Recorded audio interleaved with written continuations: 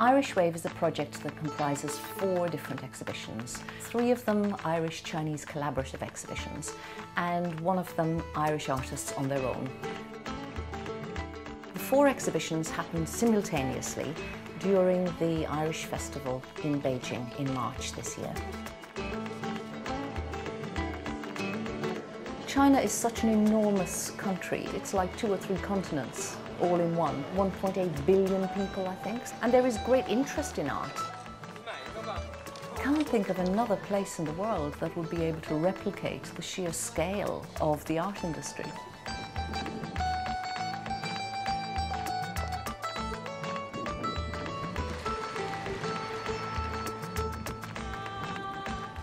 Big Small is the umbrella group, and it's from Big Small that we organise Irish Wave.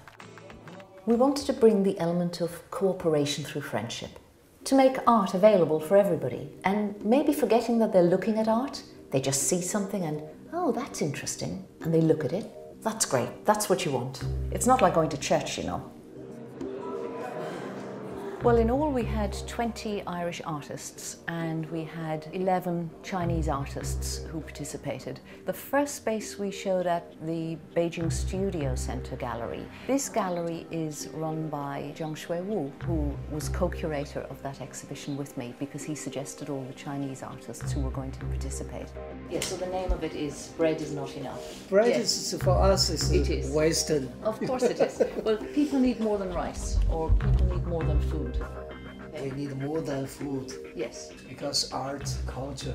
There we are, yeah, yes. Yes. And that's the way we need. Yeah. Yeah. Okay. Yeah. So then, do you want to know the artists that I have? Yes. I haven't got... If you have a computer, I can show you images. When I arrived in Beijing, I really needed to see Zhang Shui-Wu, first of all, to discuss the space, and secondly, for him to see the artists that I was bringing over, and for me to have a look at the artists he was presenting. This area we call Songzhuang. This is a village. We have around 3,000 artists lives in here. Songzhuang started as an artist centre when many of the practitioners who were based in Shijiazhuang in 798 moved out because they felt it had become too expensive, too pricey for artists to live and work there.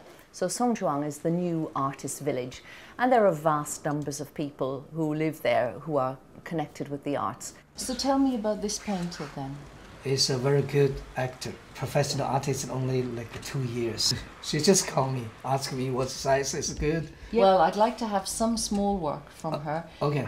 But also maybe some medium work, not... Yeah, not okay, medium, like a 1 square meter or something? Meter, yeah. Okay, yeah, okay. Something like that. We're definitely for the Sino-Nordic Arts Centre, I would like to have this one. At the Sino-Nordic Arts Centre, it's Paper Links. Paper links. Paper Links. And the name of the exhibition, the installation exhibition, it's Convergence. C-O-N-V-E-R-G-E-N-C-E.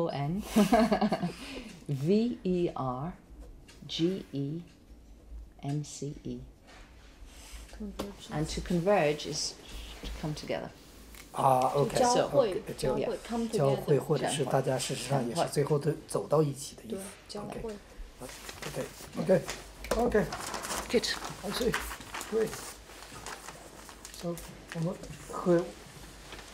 do you have time to take a seat to have a tea or something? Yeah. Okay, great. Okay. Artists love tea.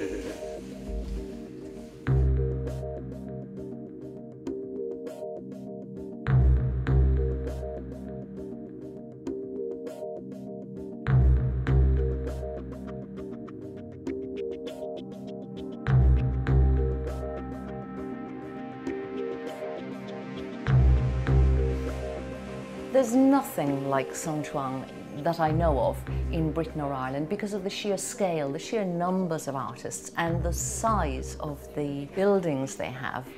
You know, most European artists, their jaws would drop if they saw how large these spaces are. We're just going to unpack all the work and see that we've got all the work that we need, that the artist's work has arrived in good condition. This one, This year we wanted to sort of open out the selection process. So instead of contacting artists that we knew about, we also advertised in an e-letter produced by visual artists. And as a result of that, quite a few of the younger and sort of more emerging artists came to us. So whether it's just somebody out of our college or whether it's somebody who has started in full-time practice later on in life or is already very established, we're judging just on the basis of the work itself. A boat came from Valparaiso, so how nice. I brought the work of 5 artists with me, so I need 15 packages, and I think there are 12. Yeah, so there are 3 to come. Okay, that's it. So what we'll do now is I'll just ask at the office if they can call us a taxi. We'll get everything out and then take it back to the apartment where we can unroll everything and check it against the frames. It is difficult for artists often to let go of work and let it travel abroad, especially first time round. I think once you've done it more than one time and you're doing it with people you trust, then it's less of an issue. It's much easier.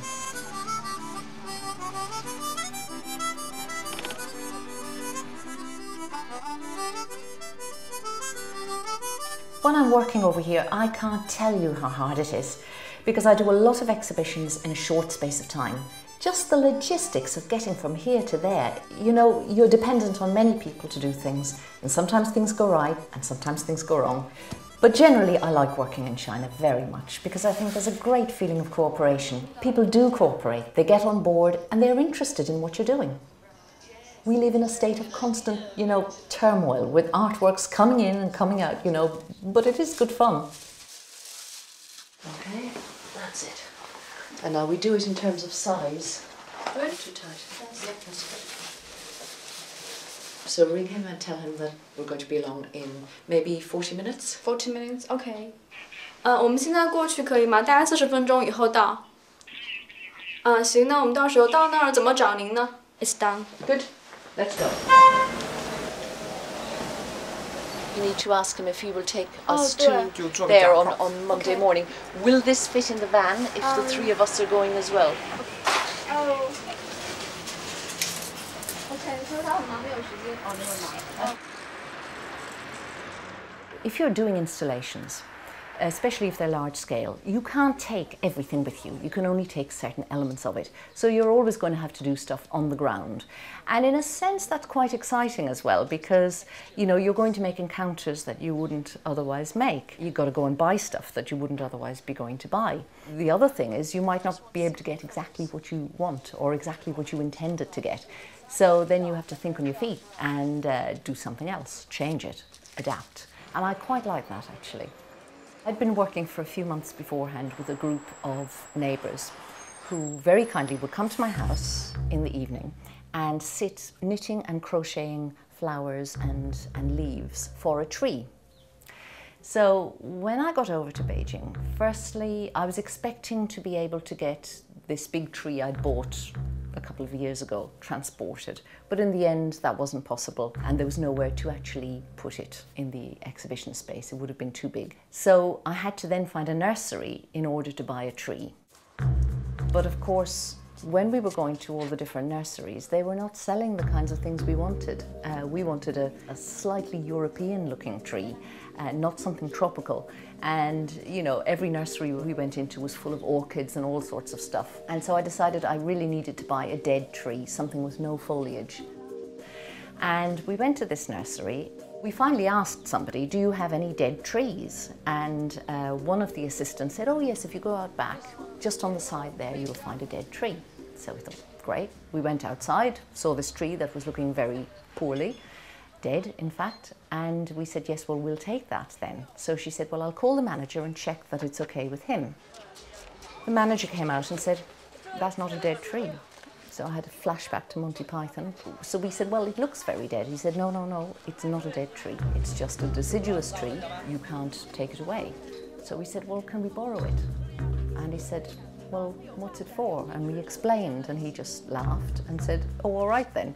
And he didn't charge us a hire fee. He just charged us for the transport to get it there and back, which was very nice of him. So we're always doing very different kinds of things because it's sort of unexpected and people can join in. I like when people can join in.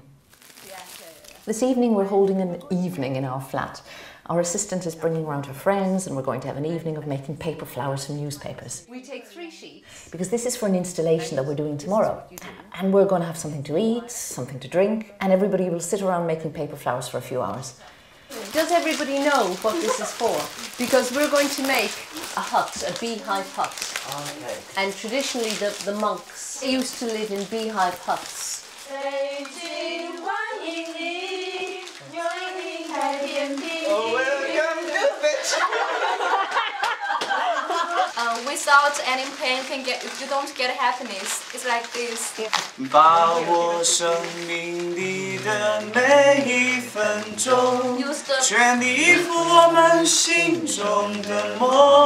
chase your dream 不经历风雨， without pain. 怎么 You 见 cannot 彩 see the 虹？ rainbow. 没有人能随随便便成 No one can 功。 get successful easily. 把握生命里的每一感动，和心爱的朋友热情相 Hug your 拥， friend. Hug your real friend. 用真心的话 Use true 和 words 开心的 and 泪， happy tears. 在你我的心里流动。 They are flowing in my heart.